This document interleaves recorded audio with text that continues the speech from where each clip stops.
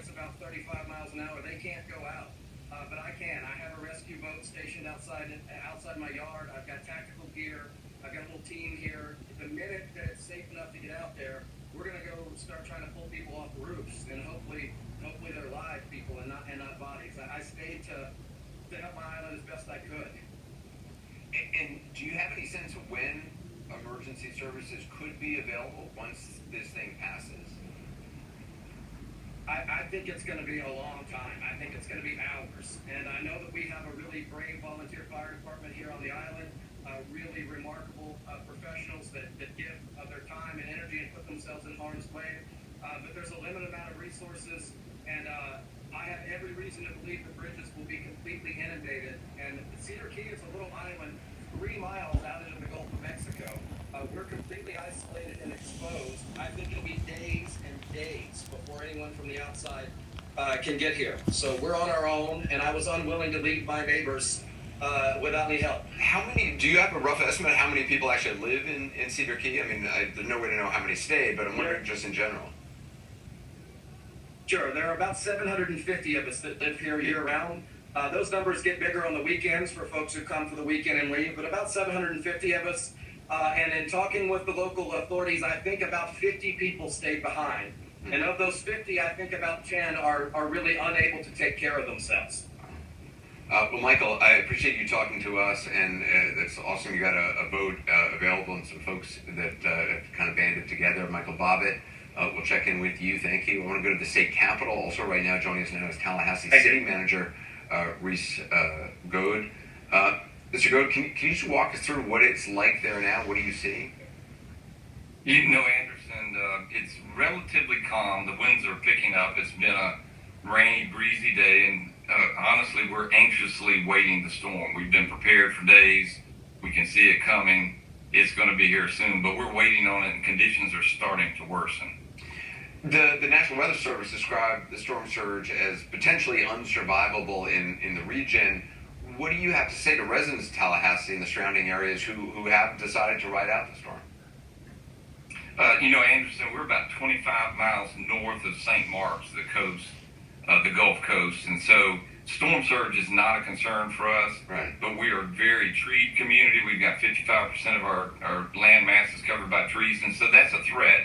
And so we've been communicating with our community, and I'll be honest with you, people have taken heed. They've taken safe shelter. The roads have been very calm today. People are in our shelters that need to be in the shelters. And so I think people have prepared. They've heeded the warning, and we're bracing for impact. And what resources are available to those who've stayed in the area? We have shelters. We've got about 1,400 people in our shelters. As we speak, there are 8 shelters throughout our county, or Leon County, which is where Tallahassee is. And so they have a good opportunity for shelter. We've got a backup 911 center just in case people need those resources. We do expect we'll probably have to do rescues overnight. Our fire department is more than prepared to do that. And so we stand ready to tackle the challenge. In terms of the history of storms that Tallahassee has seen, do you have a sense how this compares? Unfortunately, we've seen too many. This is, I believe, our 6th storm in about the last 8 years, including the tornadoes that impacted us in May. This will, if it stays as projected, and it seems that it will, this will be the worst we've seen. The winds will be the highest for the longest duration, the widest spread. And so we understand that. We don't have a comparable. We are very prepared, I will tell you, but we're not sure exactly what this brings. We know it will be worse than we've seen before. Well, Reese, I wish you the best, and we'll be in touch. Thank you. Thank you. We're going to take a quick break. More on Helene, now Category 4 hurricane, when we come back. North and south and east and west over those areas getting buffeted by 100-mile-per-hour hurricane power, and that number is going to continue to climb exponentially. And, as this storm interacts with an approaching front that we have been discussing for the past couple of days, it is going to squeeze out all of the tropical moisture that it carried in from the Gulf of Mexico. Landfall was 140 miles per hour wind. It deposits that in the form of heavy rainfall, and that's ongoing. And I'm really worried about those mountainous regions up in the southern Appalachian, western North Carolina, western portions of South Carolina, even portions of Georgia into the Piedmont. These areas are getting unprecedented and historic amounts of rain. This will cause life-threatening water levels, and there will certainly be swiftwater rescues that are either ongoing now or will begin shortly overnight.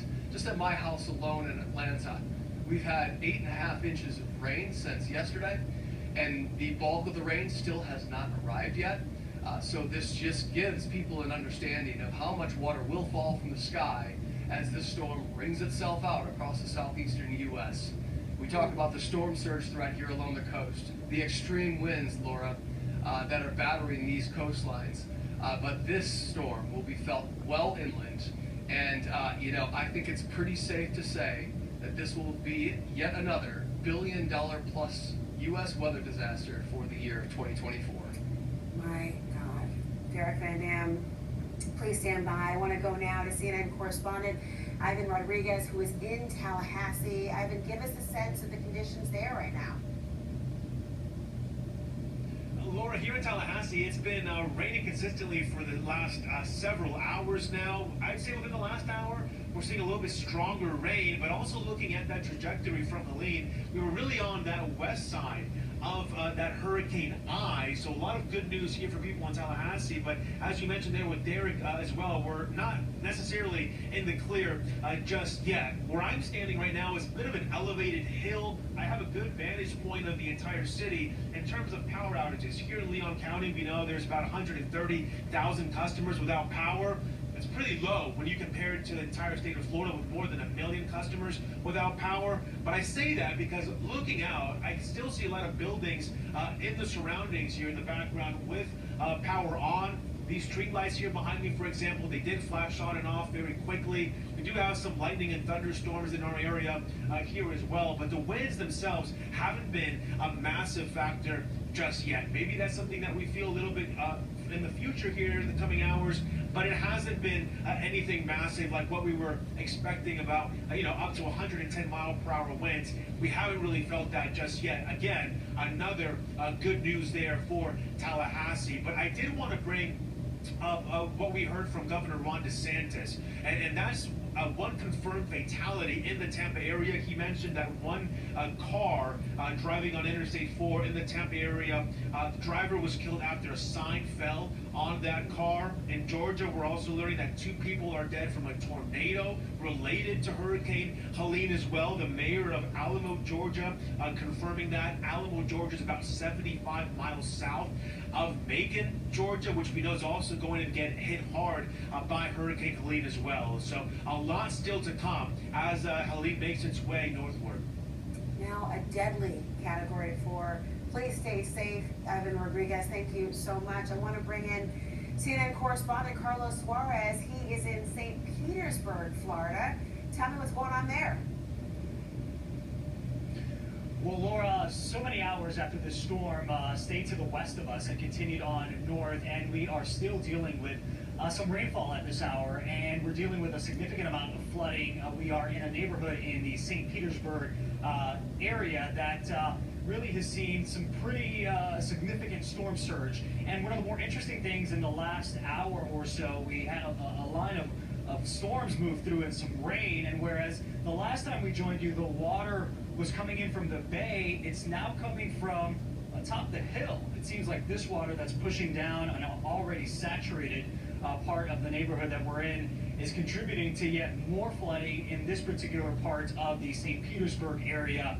As you can see behind me, or as much as you can because there's not much power out here, it is just littered with debris. A lot of this, we believe, came from a pier that is a few feet from where we are that broke in half, and so we believe some of this is some styrofoam as well as some concrete that was further up the road when we first got here earlier tonight. As some folks were talking about just a few minutes ago, the governor announced a death here in Florida in Ybor City, that's in the Tampa area. One person died, apparently was driving their car when a sign fell on, and so that's at least one of the confirmed fatalities, and at least one injury that we know of that has taken place kind of in the Tampa Bay area. But again, right now, as we head into the 12:30, 1 o'clock hour, we expect that a lot of this flooding is going to be here through at least 5 or 6 o'clock in the morning. That's at least what our team of meteorologists are telling us. And we're about to hit high tide right now. So this is probably the most that the water is going to accumulate out here. There have been some concerns that if we had more rainfall and some more storm surge, that things might get a little bit more dicey once we hit high tide. But we're about to hit that point right now, and then low tide will be in the morning. And then once there's daybreak out here, Laura, we'll get a sense of just how much damage there is across Pinellas County, and of course what the recovery effort is going to look like.